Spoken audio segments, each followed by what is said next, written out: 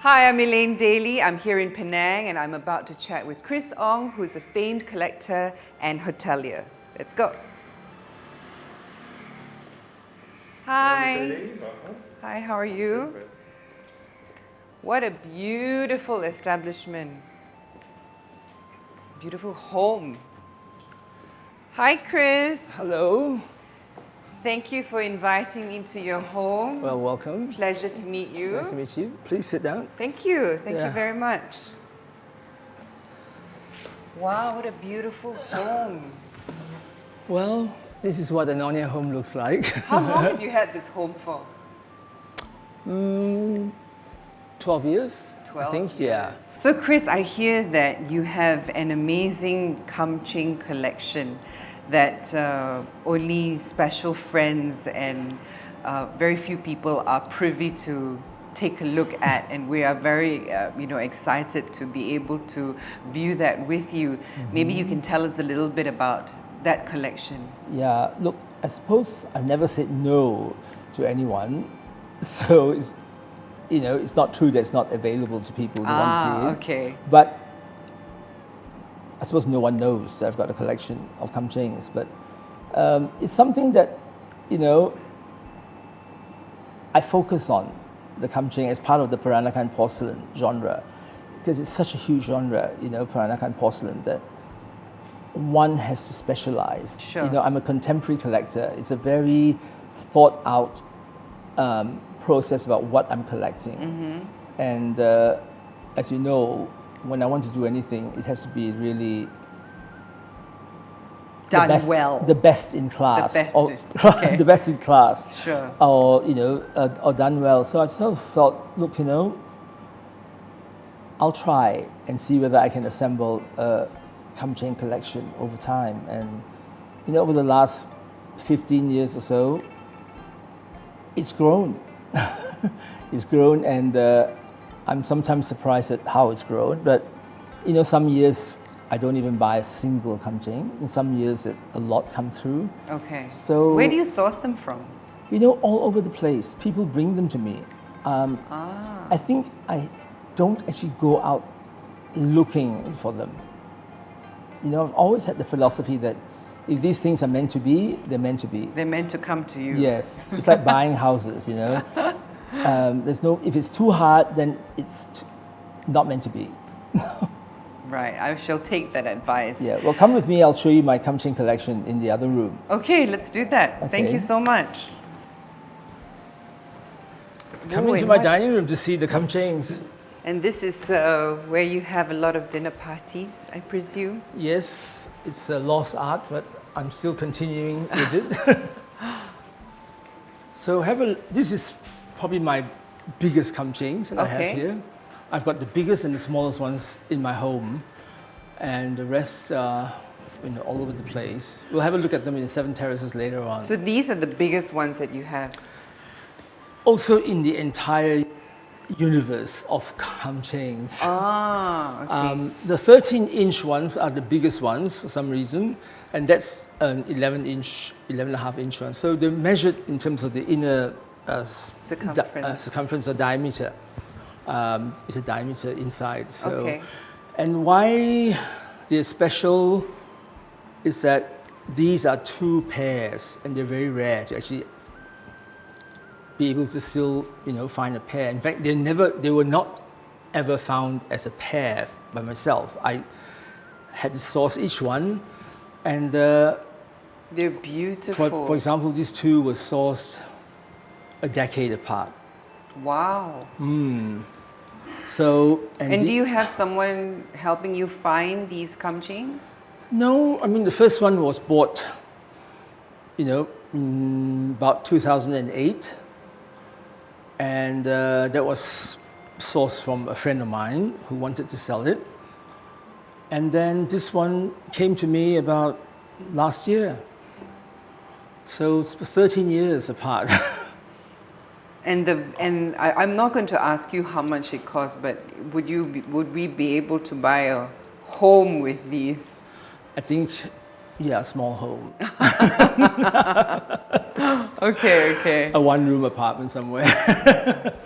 But anyway, so what's unique about them is that they are mirror pairs. So there's a mirror image of the phoenixes, you know, Right. and this one on that side as well. So it's very prized to have mirror pairs rather than the same. Sure. So if you have the same, it's just like having two of the same, right? So somehow someone found the mirrored pair and managed to. No. I was just lucky Oh, that they found. I was shown that, and I just checked on it, and then it was a mirrored pair. That's amazing. You see how the and then phoenix, the other two. the What's phoenix looks on this side, and that's on the other side. That's right. And what's the story behind the smaller ones? Well, one came from Singapore, funnily enough. It just came back to Malaysia. And the other one was sourced from Vancouver, Canada. Wow. How did it get there? Well, a lot of Malaysians migrated over to Vancouver in the 80s and 90s and took their prized possessions with them. And this man was too old to actually bring it back here. So if I wanted to buy it, I had to go and bring it back here.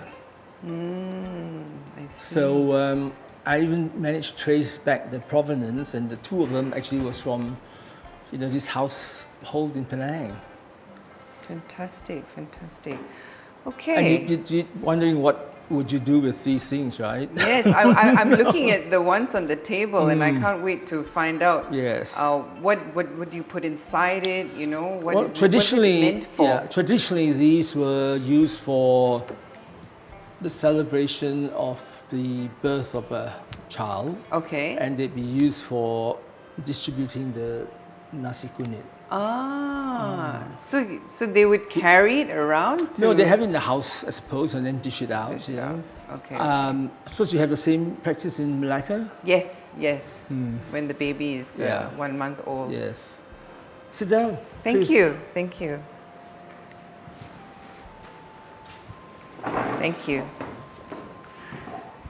So this is part of my collection, and what I have in the house. I suppose I wanted to have some of my favorite pieces here.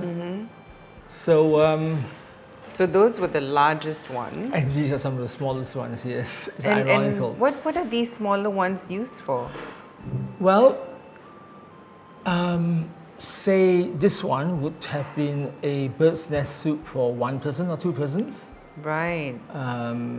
And herbal soups.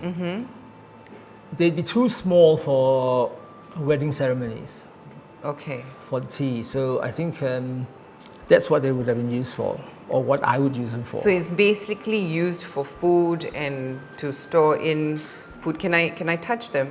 Of course, you can. Okay.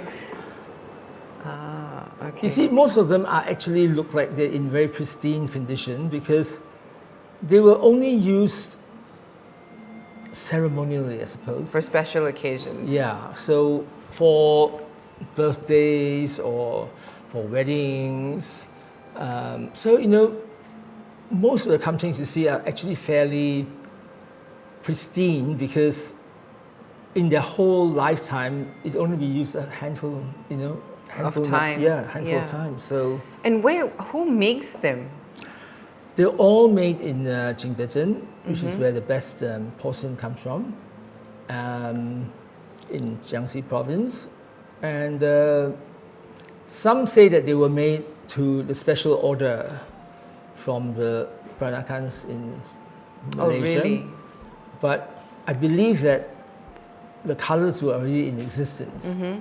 And the first wares were brought out, and then the more popular ones were repeated. The orders were repeated, and I think there was also this rivalry between the families and wanting their own special colors. But So like each family would have their own design and color. I think the number of color combinations I've come across would deem that to be totally not true because there's not that many different types around. Okay. I think that possibly the only one or two that I've come across that are so unique that I think they were made for that family only. And that would be like, let me see, let me get that. It's this one that I bought as a pair. Okay. And it's this one with like an apple green, lime green with olive It's beautiful. cartouche. You see, so it's a very unusual color combination. Yes. And you'd have, the same color with a pink cartouche, but with an olive cartouche is quite rare. And I notice all of them are very like pastel looking. Is there a reason behind it? I think there's a suggestion that the greens were used a lot because of the greens and the turquoises, because they deemed to be Islamic colors. Okay. Because of the acculturation of the Chinese here. But I'm not sure. It can also refer to the color of jade. Of course, yes. So there's all these different possibilities. That's so what I thought. Yeah. And then the other one that's quite rare, but it's quite rare, is this color, the indigo. See, that's not a pastel color. It's a very strong color. Yeah. These two are strong colors. Yes. And look at the delicacy of the art. Oh wow. So I think So the quality of these things is all about the color combination and the art. But for me, it's not only that, it's just about my heritage, and the link to my past.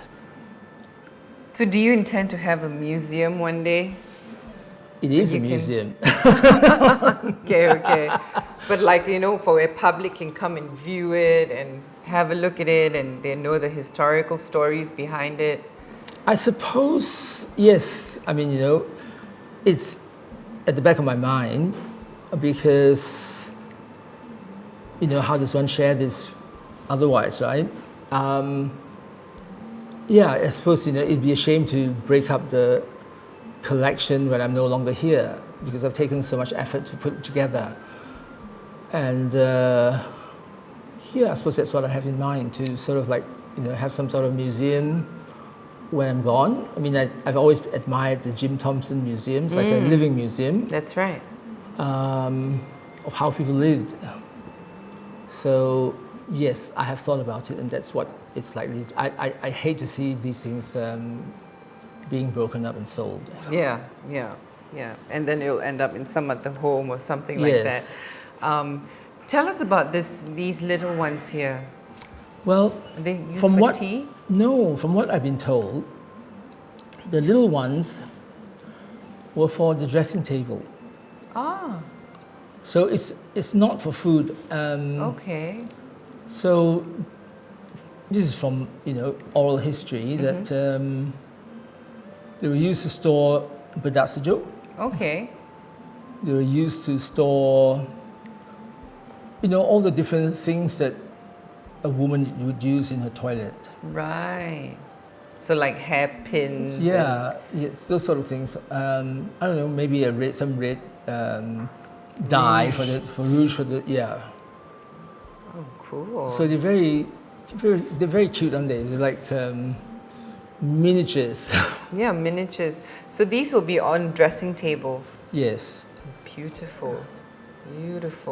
Because they come together with the oil bowls, the little bowls for oil for the hair, and also some, just a plain container for, as you said, hairpins or whatever. So that's just what I was told. I mean, I always try and look back into the photographs, old photographs, to see how they were used, but I haven't found any evidence so far. Would you say that every Kamcheng is unique on its own and it's a completely different design?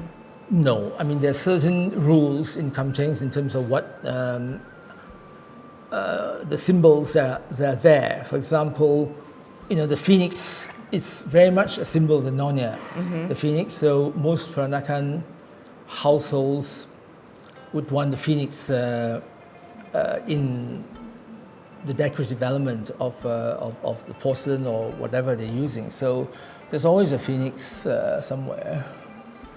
See the phoenix in flight in the cartouche, and they're always phoenixes in different forms. So phoenix is a very Peranakan thing.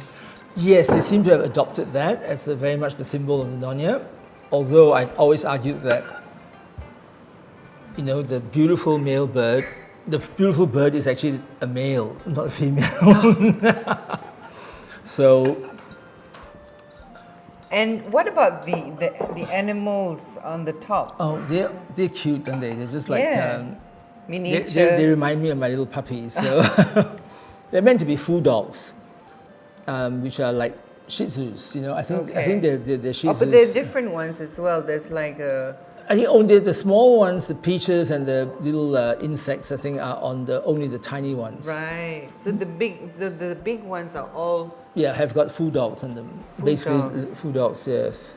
And look at the tiny ones. I mean, the tiny ones are so cute. Very, very cute. And also for these small ones, there also comes in pairs as well. So as I said, when you can get a pair in the world of collecting. This is a pair, right? Yeah, and when a mirror pair is always very, very desirable. I wonder if there's a mirror pair. It looks like it. I have to see but you would know best. I have to see the flight. See, that's a phoenix in flight, and then you see. Are they a pair? Yeah. So you see the. Oh, lucky you! But you see the different firing process. They're done by the identical artists. You can see the art is identical. But you see that after the firing process, the color in the cartouche comes out. One comes out like a pink, and then one comes out like a coral pink. Okay. So sometimes the firing process, changes the color of the original dyes. Okay, and these are the sizes of the Kamcheng. So you've got the big ones, and these are the medium size. Do they come any smaller than this? They don't come any smaller, but there's a whole lot of different sizes in between this and the large ones, and we'll show you that at Seven Terraces later on. Wonderful! Can't wait. Okay, let me show you Seven Terraces and where the rest of my Kamcheng resides. Oh wow! Look at this door. It's beautiful. Come around and see some of my Kamchengs here. Oh wow! Look at that. Your treasures. Yes, and I've tried to organize them in some sort of a logical way, so that there's 5 cabinets, and sometimes it's quite a challenge on how to classify them. Okay. So I've tried to do them with colors at the moment. I see. So they're all a very similar type. Yes. So these are the pink range. Okay, and you've got the big one down there as well. Yes, that's a very interesting Kamcheng. That's from the same family as the one that was donated from Penang to Singapore, where they use in all the ads, right? Right. So this is just 1 inch smaller. And these ones here? They are what I would call the very early Kamchengs, and these are the ones with the flying phoenixes. You see how they're all in different forms of light. And then these are the ones without the phoenixes. They're just with the peonies and the butterflies. So they're all different sizes. I don't repeat them. They will look so pretty as dresses. Actually, you could use them as wallpaper as well, I think. So you see the color combinations, the lime green with the pink. The Nonyas were very bold in terms of accepting these color combinations, because they're not natural color combinations. Sure. So, and they still look as vibrant as they did from 100 years ago. I mean, so this is about 100 years old? They're around, the best ones were produced around 1900, 1910. Oh, wow. Which is just ironic, because that's when China became a republic. So there was a lot of turmoil internally, but the porcelain kilns were still going quite well at that time. So because at that time was when the wealth was generated. Amassed, right? Yeah, so that's when they wanted to order all these things. I see, I see. So was it like a status symbol if you had kamchengs at home? Very much so. I mean, I think each family wanted to show off their kamchengs, at the ceremonial events. Yeah. So, and each one tried to outdo the others, at the time. Beautiful. Let me show you the next cabinet. Sure. Oh, and this is the next one. Yes. Now, what's this all about? Now, this is probably the most common color. Uh-huh. And it's referred to as the Penang green because you find most of this in Penang families. Okay. Yeah, so you see the green, the quality of the green as well is important. So the green that looks like good jade. Ah, I see so how you it's got see a, like, you see how the mottled look here. It looks really, really. looks like good jade. Yes, that's the Okay. key to it. So I've got a very big range of them here, and also because it's important to have examples from different kilns, different makers. I have representations from all the different makers here, and also there are some, obviously there are pairs again, the mirror pairs here. Okay. And So would every Penang family, every established Penang family have kamchengs in their homes? if they're Peranakan, If they're Peranakan. it's aspirational, I suppose. But Okay. yeah, I suppose in those days, every family would have one because it was an important part of the annual rituals. The kamcheng would feature in the annual rituals. To put the rice in or the soups. the soups, yeah, and if there was any weddings or whatever. So Now, just out of curiosity, and I'm sure it's on a lot of people's minds as well. I mean, could you buy a home with this? Is this how expensive is it? Is it? it's still very affordable, but it depends on how you want to what kamcheng you want to buy. For example, the rare ones. Look at this mustard colored one down Yes. here. That's at the moment it's based on size rather than rarity or beauty. Oh, okay. I put a lot of value on the rarity and the quality of the artwork.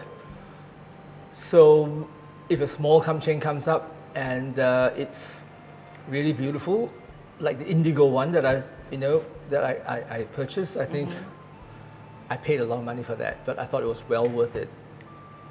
So it's not just a question of inches. I mean, in the market, they quote 10,000 per inch. Wow. Of diameter. Or Is something that like how that. it's Yeah, counted? something like that, And I think one has to look at the maker, the quality, the artwork. Like some of the, these are all quite good artworks. Some of them, for example, the cartouche doesn't even fit into the side.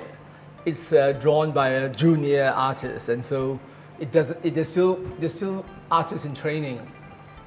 So it's not as refined. Yes. Ah. So I think the quality of the art definitely is important when trying to choose a kamcheng. At the end of the day, you want to live with it. And I mean, for example, look at this one. This one has got great detail, and the phoenix is very well defined. The tail and the peony there is very well defined. And I hate it when there's a lot of blank spaces. So it's got to be filled up, right? It denotes a very lazy artist. Okay. Okay, so there's a lot of sizes here, but they're all actually different sizes. That's why I only buy things that I don't have. So they come in various different sizes of. It's not just small, medium, and large, right? No, and also because each potter, each kiln, they would draw it according to the symbols that's required for these kamchengs, but every artist, as you know, has their own signature. So even though they have the same mandate, it would look different the same size kamcheng green would come out differently. So it always is fascinating. Do they still make kamchengs in this today? Yes, they do. Have you met? There's always a debate about what should a new kamcheng be worth versus an old one. And some of them, I've seen some that are very beautiful in terms of the artwork. And I think it's a whole thing, it's a mislabeling thing. You know, if they don't call them reproductions, if they don't try and pass off as an old one, I think they probably get a better price for it. Right. People just buy them as a beautiful new artwork. Let's move on to see the next cabinet. Okay. Come through here and see the green cabinet. I call it the other green cabinet. The green cabinet. Well, it's different shades of green. It's not quite 50 shades, but see, that's the lime green, and that's... The lime green is really pretty. Yeah, it's very unusual. It's unusual because Yeah. the others I've seen, it doesn't look like. So there's only two, I think there's only two colors with the flying phoenixes. And I love them because it just denotes such freedom. They're not caged inside the cartouche. So, you know, they're almost like in full flight. You can see that, right? Yes. So there's this joy of them flying around. So they're my favorite ones and very difficult to find. And what's this here? This represents one of my dogs actually. But I love them because can you imagine, these were so heavy and they were from the roof of associations and temples. Oh, So when from the roof? Yes, and they're meant to guard the temple from the roof, yes.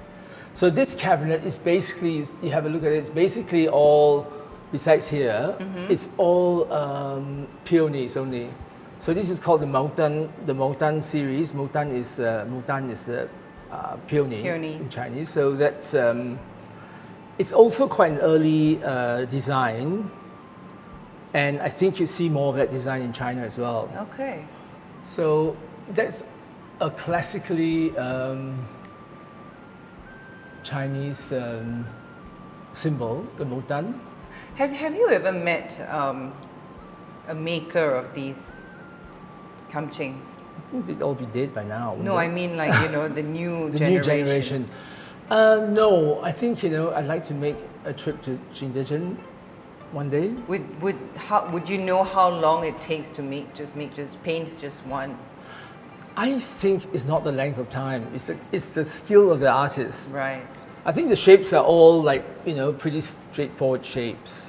It's just the skill of the artist, and then to get the color combination right after the firing. That's the key to it. Why don't I show you the next cabinet? Sure. Oh, Chris, what's this? Is this a kamcheng as well?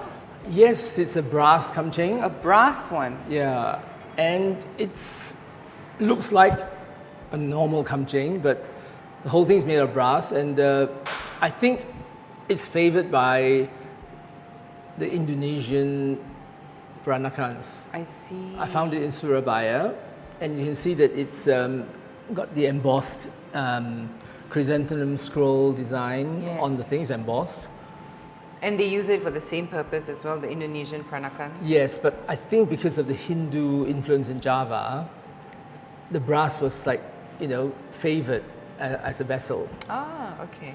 You know how the Indians have, Hindu uses a lot of brass vessels? Yes, yes. So I think, you know, that translated into this as well. I see.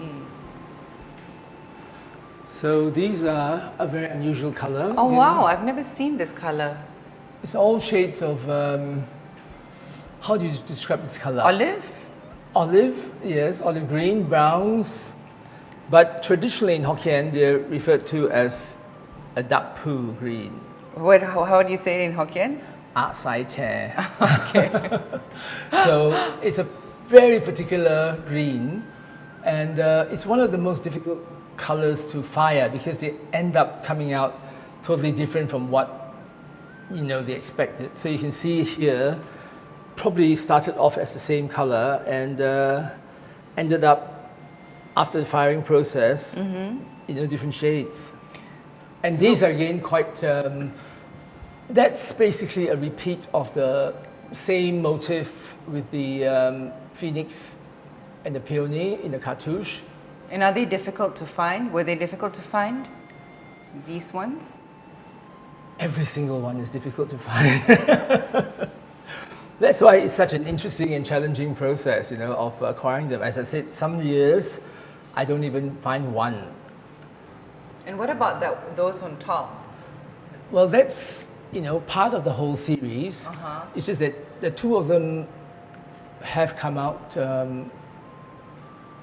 in that particular color range, and I bought them separately as well. But they're from the same shop, from the same kiln, and from the same and from the range. But you see the thing that reduces its rarity is that they're both the same.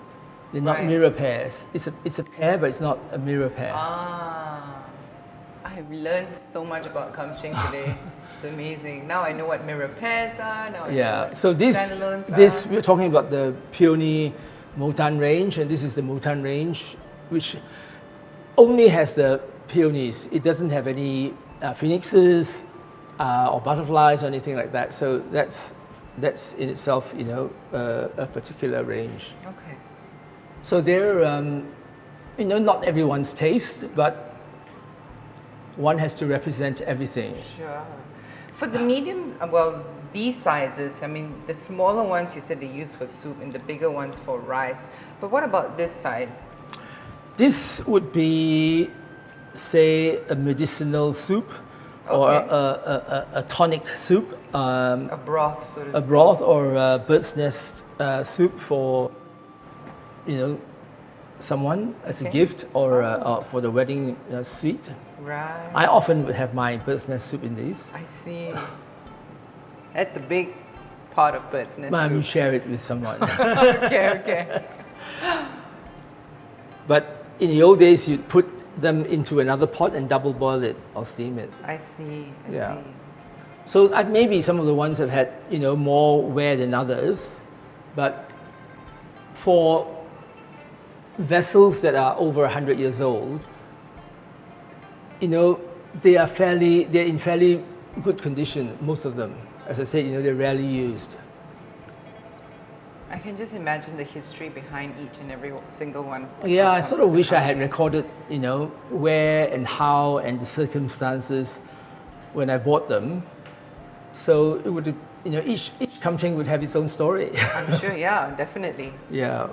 What's that red mark underneath? That's the maker's mark. Okay.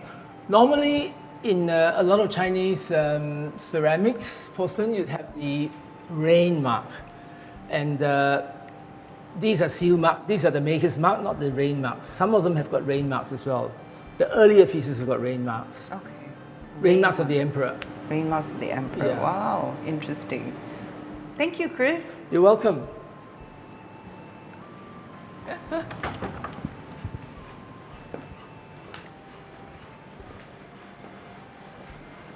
Ooh, those are so pretty. Yes, there's a bit of a mix of things that are Kamchengs that are not quite exactly Nyonya ware. So if it's not quite Nyonya ware, then what is it? Well, they are probably just made for the general market, general Right. export market, rather than just for the Showcasing. Peranakan market here. Right. So you'd find them in Europe, the rest of the world, but not just, they were exported here as well, but they don't have the symbols that you typically find on the Peranakan or Nyonya. So no Kamcheng. phoenixes. No phoenixes, not so many peonies, no Buddhist symbols. So the Buddhist symbols are very much part of the whole. You always see the Buddhist symbols around the periphery there. So, just the design is what is different. The shape is the same. So this cabinet here, we have, again, remember I told you about the mirror pair here? Yes. And you see how they're looking at each other? Ah. And this is a very interesting collection of Kamchengs with turquoise as a background. So turquoise is not a very common background. So, there are various shades of turquoise. So that's why you say it's like a mix and match. Yes, because I it's impossible to find I will, but it's impossible to find a whole cabinet of turquoise. And you have the orange ones up there. They're coral. Coral. And again, the coral is also quite a rare color, and has been debated that it might have been favored by the new arrivals, the Sinkets, rather than the Nonias, who distinguish themselves from the Sinket or the new arrivals by having different tastes in things. That they're much more cultural. So this is a little bit more new age. Not new age, more favored by the people who just arrived. Oh, who just arrived. Who still had very much the taste, the Chinese taste, rather than the Peranakan taste. So the Peranakans differentiated themselves by trying to look more acculturated. So you see these colors are much more deemed to be local colors. Okay. I don't think you see these colors in China. You see the combination between the olive green and the turquoise. Again, such an unusual combination, right? And at the top there, oh, those are pretty. Yeah, there are 3 sizes of a very, very rare Kamcheng. So the white Kamchengs up there are not that desirable by the Nonias originally, but recently have become quite valuable. The recent Henry Butcher's auction, one of them went for a lot of money. So that was a surprise to me, that collectors were looking for what's different, I suppose. For me, I'm looking different from the usual Kamcheng. The usual colorful Kamcheng. So, and what they pointed out was different from the experts and the academics was that the cartouche has got people in them, which is quite unusual, rather than just phoenixes and peonies. And I'm very fortunate to have 3 sizes here. It came from different times and different owners, but it's ended up here, all 3 of them. Beautiful, beautiful. Well, thank you so much for showing me your collection. My pleasure. And I'll come back and bring more people to admire all these beautiful, beautiful pieces. Well, I think it's the biggest collection of Kamcheng in any one place. For people who want to learn more about these things. Okay, thank you. Okay, you're welcome. Chris, it has been an exhilarating day, and I must say thank you so much for opening my eyes up to this new world of Kamcheng. I'm glad you enjoyed it. It's must have been part of your background as well. A little bit. Yeah. I mean, I've always seen it and maybe touched a few, but I didn't know how expensive they were until now. Well, I think more than anything else, it's really part of my heritage, and that's really important for me. Very valuable as well. Yeah, so that's one of the reasons why I collected it and developing this passion for it. Wonderful. So if you want to bear witness to this beautiful Kamcheng collection, do head on to 7 Terraces in Penang, and if you get a little friendly with Chris, he might show you his home collection. This is Peranakan Penang.